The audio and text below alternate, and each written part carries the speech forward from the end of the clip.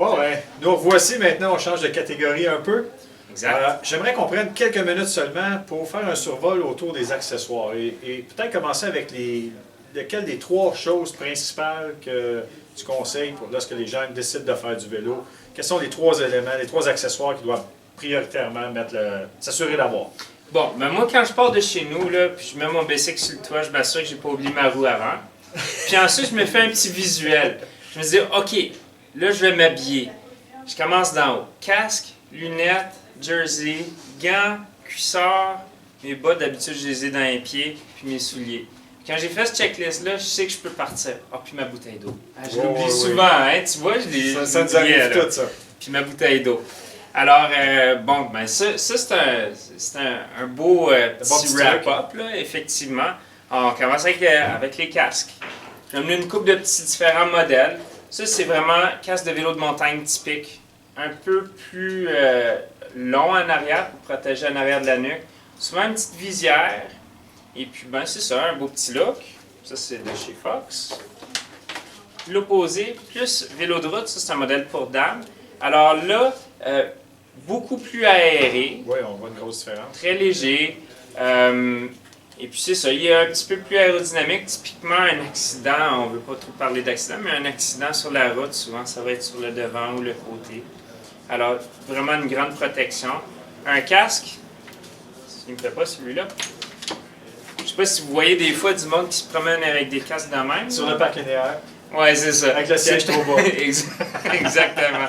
Ben, le casque, pour qu'il nous protège bien, il faut qu'il soit juste par-dessus les sourcils. Là.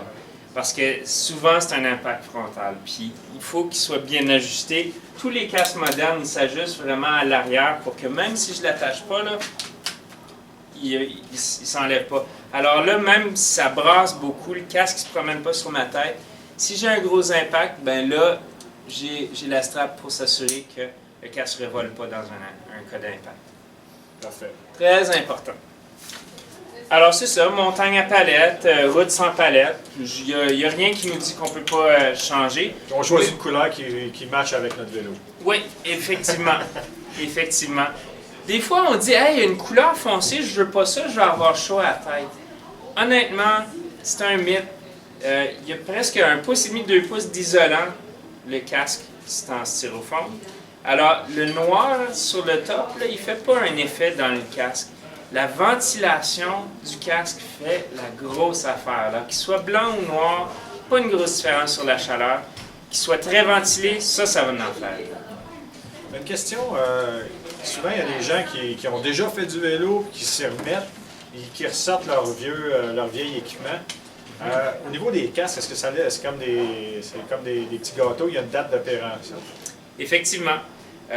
C'est un styrofoam qui fait la protection. C'est prévu pour protéger pour un impact. C'est pas comme un casque de moto que tu peux tomber à plusieurs reprises. La coquille du casque, c'est un styrofoam qui va s'écraser puis absorber. Si on a un accident, il faut le remplacer. Si on n'a pas d'accident puis il est plus vieux de 5 ans, 5 ans. il n'y aura pas le même effet de protection. protection. Ah, c'est intéressant.